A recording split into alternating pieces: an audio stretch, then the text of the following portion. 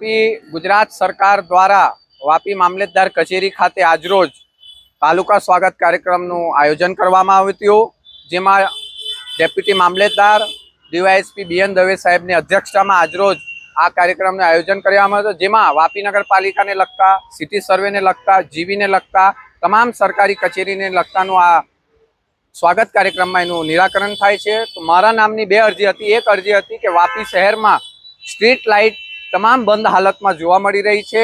અને મેં ઘણા લોકો મને એવું પણ મેસેજ કરે છે, ફોન કરે છે કે વરુણભાઈ અમે ઓનલાઈન જે અરજી કરીએ છીએ સ્ટ્રીટ લાઇટ માટે, અમને 2 દિવસમાં સક્સેસફુલનો મેસેજ આવી જાય છે અને સ્ટ્રીટ લાઇટની કામગીરી નથી થતી, તે બાબતની અરજી કરી હતી। બીજું કે મારું પોતાનું 21,000નું લાઇટ બિલ આવેલું, જે જીબીના